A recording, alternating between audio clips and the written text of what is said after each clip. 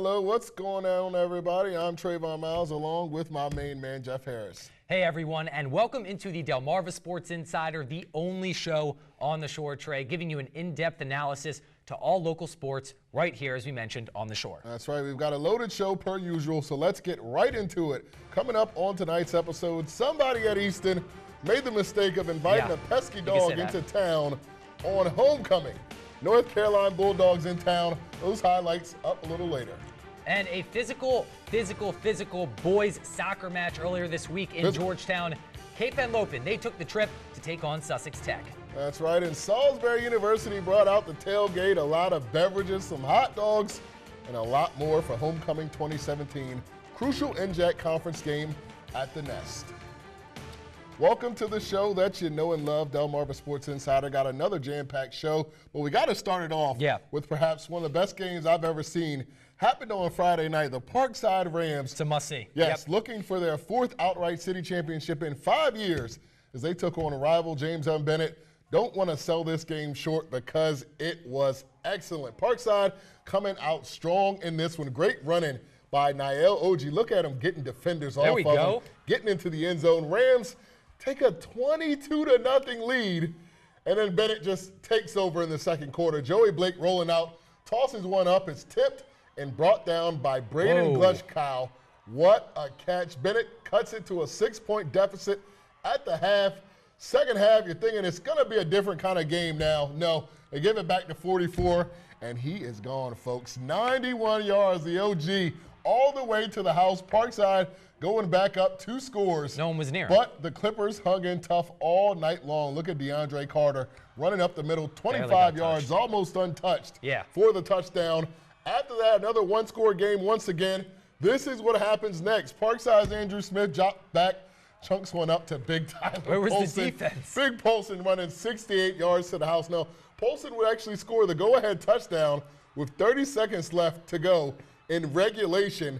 So on the ensuing kickoff with 30 seconds to go, don't know why Parkside had the chance, but they would kick it to Jyron Long, who is widely considered as the best kick returner in the Bayside Conference. He goes 70 yards to tie this game up with about 20 seconds left in regulation.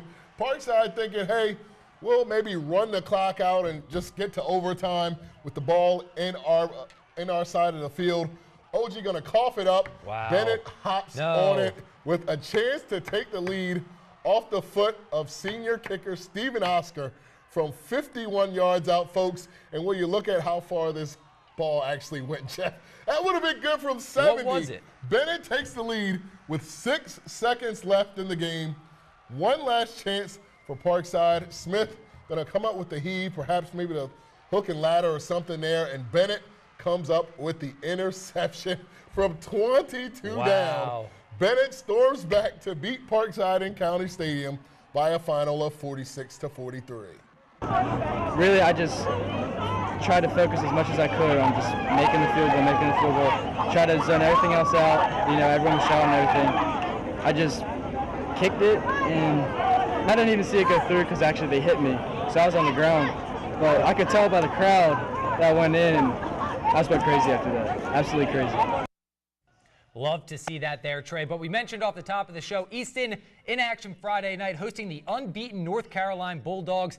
Packed crowd for homecoming weekend. Not really sure whose idea it was, though, Trey, to bring the dogs to town on homecoming, but we're going to get to those highlights. Just a disclosure, we saw it there. Wasn't pretty. David Bailey Jr. there taking the handoff. He's in from 10 yards out. Bulldogs up 7-0. Then a little bit later, they're on the run once again, but this time Will Manship weaves through traffic for the 55-yard TD run. Bulldogs racking them up in this one, but the North Carolina defense was really just stellar on Friday night. They did give up a field goal, but when you have an offense like this, Trey, isn't it pretty easy to just kind of stroll some things through? Bailey going to head in there from 46 yards out, 3 scores for number 2 as North Carolina, they go on to beat up on Easton 42-3. Cambridge South Dorchester taking on Washington. DSI is otherwise known as the Taj Moloch Show because this young man every single weekend gets it in on this program. There he is from 65 yards out doing what he wants to do when he wants to do it. The Vikings took a lead. Washington High staying in this game via Eric Ballard, their quarterback, a wonderful quarterback he is. He takes control and gets the sneak there for the touchdown. Washington had it at 1 point, trailing by 1 point, but then they gave it back to number 1, who plays for Cambridge, and he did whatever he wanted once again. 242 yards. It's ridiculous. 4 more touchdowns for Moloch. Cambridge wins this one by a final of 54-18.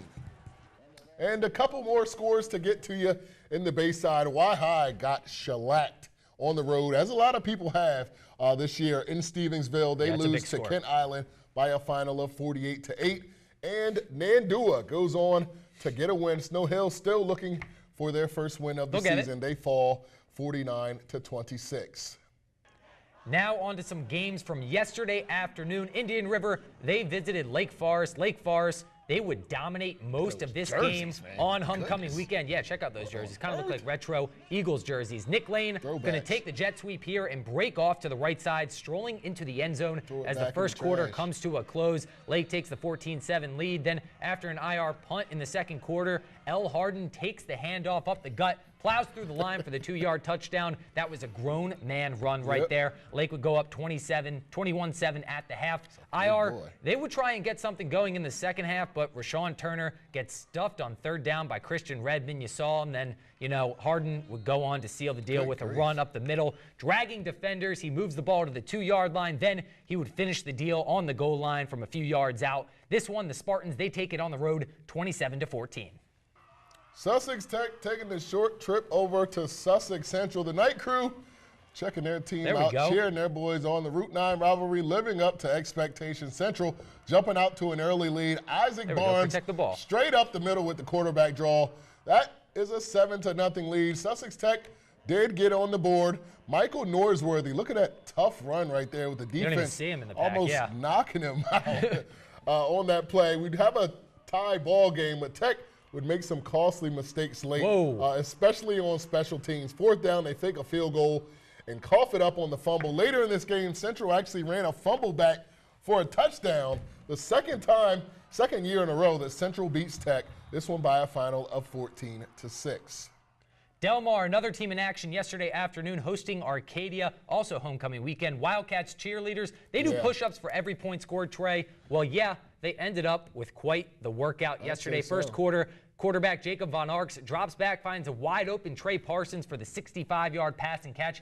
Delmar would lead 21-0 after that score, and they would add on to it. Beginning of the second quarter at the Arcadia 5-yard line, Von Arks again finds Zach Covington for the touchdown. Delmar would go into the half up 28-14, and in the second, much of the same. Brooks Parker would finish the game with 3 scores on the ground. Well, there's number 2, Trey. He breaks out to the sideline and scampers in for the 33-yard score. And how about another one? Just minutes later, Delmar back at the Arcadia 3, and who else but Parker, forcing the issue inside. He finds the end zone yet again as the Wildcats move to 4-1 on the season, including 3 straight. That's right, and Laurel hosting Milford on Friday. Sloppy defensive battles, both teams desperately needing wins in this one. Milford punting away the ball here, or Laurel, the ball is going to hit off a Milford player. That's a heads-up play. And somehow the ball stays with the Bucks. Hey, referees, we got that on camera, all right? 4th and 28. What are you going to do if you're Milford? Oh, you're just going to drop a dime to David Bowman. That young man, all 5'7" of him, is creeping up on an all-time Milford record. He has 51 so far in his career as the Bucks win it 25-0. And a couple more scores to get to you in Delaware. Smyrna wins a shootout with Caesar Rodney. They win that one 54-37. How about Polytech? The Panthers come from 10 down against Cape, and they beat the Vikings. And last but not least, Woodbridge, the D2 champions, continuing to roll. Nobody in their way right now. They continue to roll. They blow out Seaford by a final of 56-0.